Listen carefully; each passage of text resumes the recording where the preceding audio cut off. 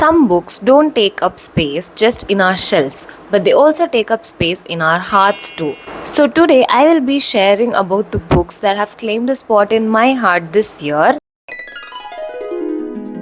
So hello everyone, and I am Sahiti, and I have read around 20 books so far, and I'm here to share about the stories which I still can't stop thinking about.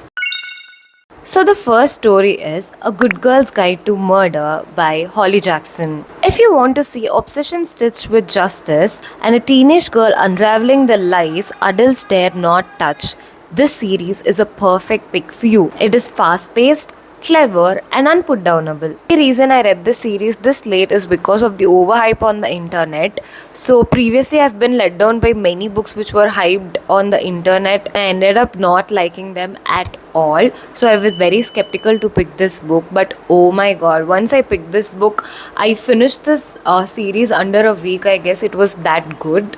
So with confidence, now I can say that this YA series is worth all the hype that it gets. Also, thanks to my library that I was finally able to read and finish this series.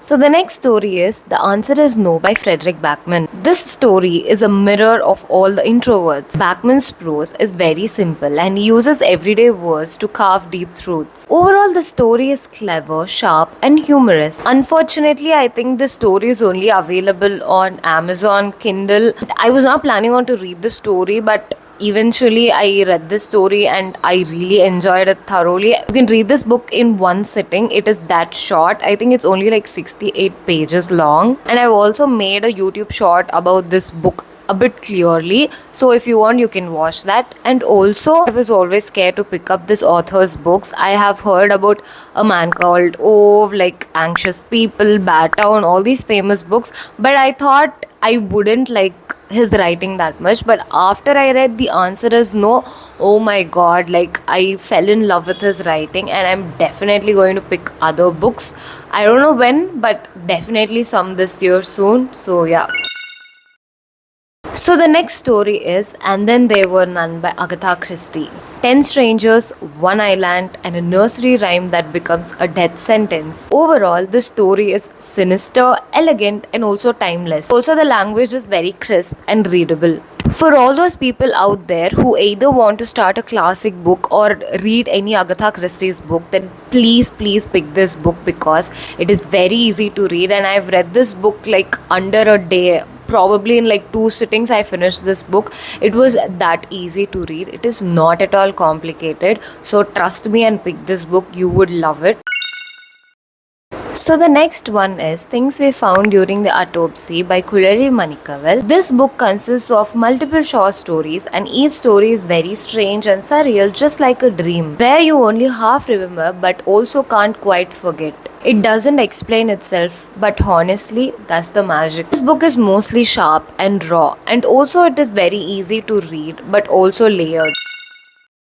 So the next one is The Little Prince by Anthony. So I reread this book whenever I feel lost, and it always leads me back to home. A fox, a rose, a boy from another planet. But it's not just a children's tale. It's a guidebook for all the grown-up hearts who forgot how to see with them. The language in this book is simple, but it is rich in metaphors. So the next story is The Yellow Wallpaper by Charlotte Gilman. A woman, a room, and the slow unraveling of her sanity. Or is it the society that's mad? Still, it's so hauntingly relevant. It is a classic but also very easily readable. I've enjoyed reading this story the second time even more. It's claustrophobic, yes, but also totally worth it. So the next story is The Hatmakers by Tamlin Merchant. I've spoken about this book a lot. Not a lot, but yeah, like I have shown it in my book hauls and shorts too, but it is really good. This series mostly feels like wrapping your imagination around velvet and stardust. This is very beginner friendly and also perfect for all the middle grade fantasy lovers. It has enchantments, secrets, brave children, and a world where clothes hold magic. This story is about a young girl, a hat-making family, and a royal conspiracy. Out of the three books, the last one is my personal favorite as it was darker, more thought provoking, and also almost aching with the truth. This is a perfect gift for those who love adventures or magic. Don't think twice, buy this series and give them as gift. So let me know which books have left a mark on you this year, and if you have read any books from the list which I have shown, then please, I am open to discuss about them in the comments. That's it for the video guys. Take care and I'll meet you in the next video. Bye.